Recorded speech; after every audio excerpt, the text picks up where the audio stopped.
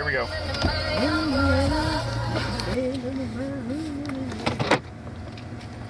Mr. DJ, turn it up. Turn it up. Turn it up. Where the party at? Yes, sir.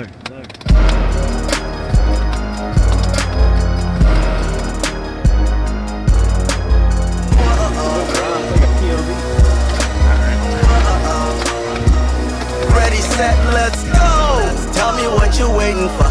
DJ, turn it up and I'ma jump into the crowd. I'm the life of the party. I'm the life of the party. Ready, set, let's go. Tell me what you waiting for. DJ, turn it up and I'ma jump into the crowd. Troubles of the past, I gotta let it out. So I keep fighting, keep pushing, ain't running, nah, ain't stopping. I'ma be show stopping, stage rocking, calling all the big shots. Tell me how you like it. Now I waited all my life and I think this time I got mine. I put my hands up high, reaching to the sky. It's my time to shine, so I'm gon' shine. Put your hands up high, reaching to the sky. We're here today with Quincy, and he's going to tell us a little bit about himself. So, Quincy, you are from West Africa, correct? Yeah, Ghana to be exact. And what was your childhood like there? Well, it wasn't, much fun because I really wasn't one of the cool kids. So, but I had a pretty good childhood. So, what was the first song you ever remember hearing? Bob Marley, Natural Mystic. What are your fondest musical memories? When I was a kid, my cousin David and we used to get together and get, like empty buckets and gallons and stuff, make musical instruments and just pretend we were in a band. What's your favorite style of music? Every style of music I like, but I have my own style, of course, so good to be different. What was the most important day of your life? When I got married. February 22nd, 2008. What is most important about music to you? It has to make sense. What's being said, the story that's being told has to make sense. People have to be able to connect with it. So, What's your favorite part about making music? my favorite part, that would be coming up with stories that people can relate to, things that you see every day, which is why I said it has to make sense. So that's my favorite part, is having to think through my ideas and just put them on paper, and then in the long run record it. So. And what do you do in your spare time besides music? I play a lot of Call of Duty. Yes. I'm a die-hard Call of Duty fan. Yeah. Do you do any volunteer work? I'm actually the representative for my daughter's daycare, which is funded by the government. It's called Head Start. Yeah. Where do you see yourself in 5 to 10 years? Hopefully still doing the same thing I'm doing right now. Making good music and changing people's lives, with my music, of course. What are you listening to lately?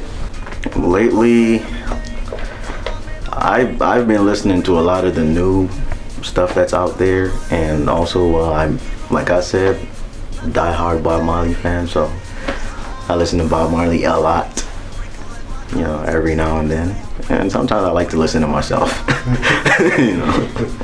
So, yeah. How did you get started as a musician?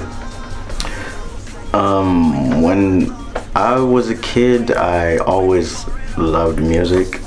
You know, I would always sing in the church, and every chance I got, I would sing. I would always write, you know, lyrics and come up with all kinds of stuff. So I would say pretty much I've been doing this my whole life. And you said you've been writing music for a very long time. Yes. What instruments do you play? I play the mouth organ, which is, well, the harmonica, of course, and Congo drums.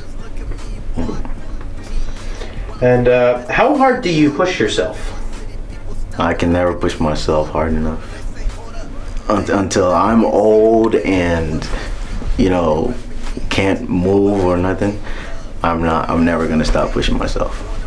You know, you don't ever give up on anything. It doesn't matter how long it takes. I have a friend that once said, "Success is a process. It's not about the time frame." So. And do you perform in public? Yes, I actually did a couple performances. I was in a play by R1 Productions called Voices in the Dark. And also I did a musical performance at the University of Akron for one of their African Student Association nights. And how do you handle mistakes during a performance? Just improvise. And are you any good at it? Yes, and nobody has to know that, oh, he messed up. You know, nobody needs to know that. It doesn't matter how many people know the song. You know, none of that matters. I've actually been to a Toby Keith concert in Germany before when I was in the military, and he actually forgot some of his lines, and he just kept rolling, you know, and like he did it really good that even the people who didn't know his songs just thought he's just being a celebrity, but yeah. And if you had to choose two people in the music industry, who do you look up to?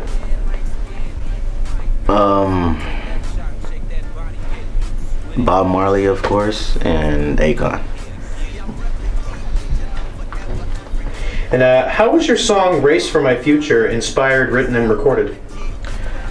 Race for My Future is actually telling the story of like where I came from, and, you know, places I've been and things I have experienced in my lifetime. You know, and I was thinking about all those things, and it just, something just told me, just, you know, write it down, and that's how come that song came about.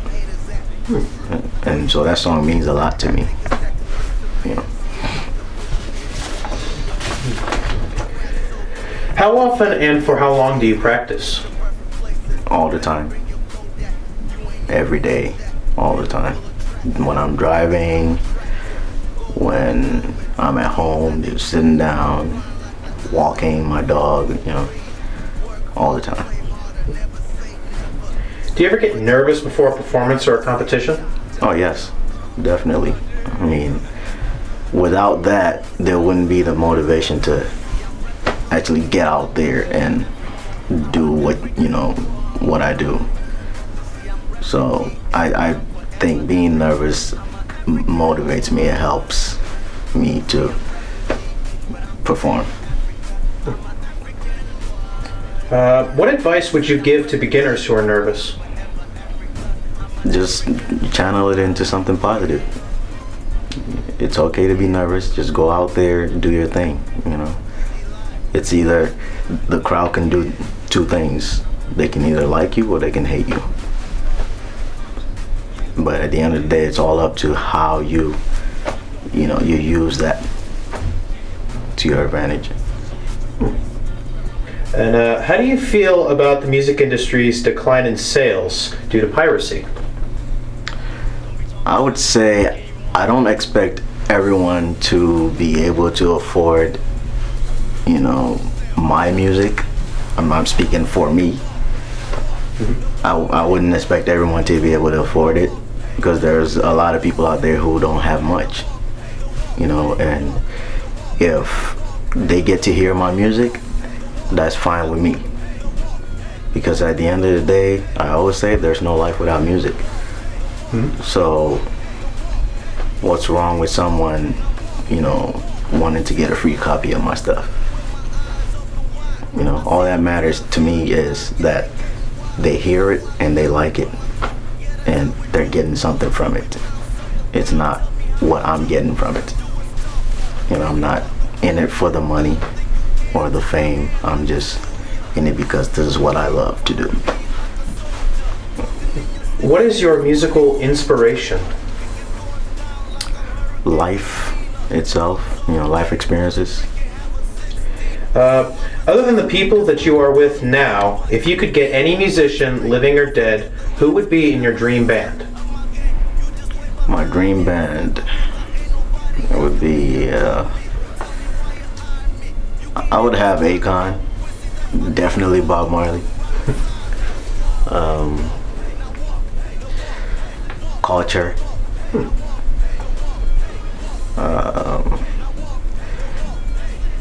even Linkin Park. Ooh. Yes. I listen to them a lot too. Nice. Okay, well, that's it. Thank you for joining us with Quincy today. Buy his music. He's very good. Yes.